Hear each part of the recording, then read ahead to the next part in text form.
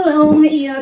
Hello. So, ngayon, wala nang paligoy-ligoy pa. Magre-rate tayo ngayon ng mangga. As you can see, may dalawang klase tayong mangga dito. Ito, tinan nyo, dilaw. So, ito yung mangga Cebu. Mayroon din tayo ditong green, evergreen. Iwan ko na kung may ganitong klase mangga sa inyo, evergreen at saka mangga Cebu. So, ngayon, first time ko itong gagawin. First time in history. First time dito na magre-rate tayo ng mangga kung alin sa kanila ang mas matamis. Kung alin dito. Ito bang evergreen o ito bang mangga Cebu. So, tingnan natin. May ano tayo. Siyempre, may ano na tayo dito. May panghiwa na tayo. Kaso, hindi ko sure kung pwede ba siyang ipakita. Una natin tikman itong mangga Cebu. Ewan ko lang, first time ko siyang gagawin. Nahulog na. First time ko siyang gagawin na magre-rate ng mangga. Kaya, hayaan nyo na minsan to siya. Minsan parang walang buhay. Pero, ita-try ko as much as kaya ko. Ito, first bite sa ating mangga Cebu. Itong dilaw.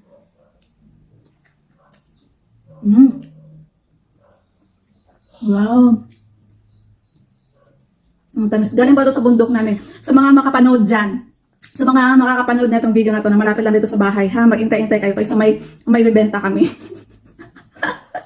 may pangbenta. So, galing to sa amin, sa puno namin sa bundok. Ang tamis niya.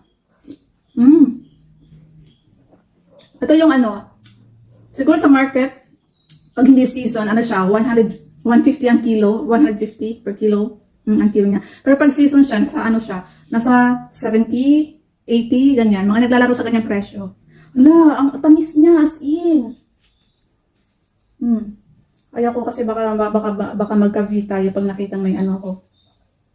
Mahirap na magkalisod-lisod. Ang tamis.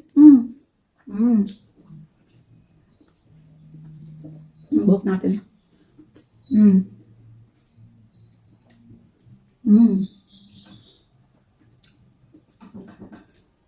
tamis niya. Sa mga sa mga kapitbahay namin makakapanood nito, intay-intay lang kayo, may pangtinda kami on the way na pahinog pa lang. Ang nag-advantage talaga pag may puno kayo. Pero pag season, hindi na kailangan bumili, want to sawa talaga. Sarap.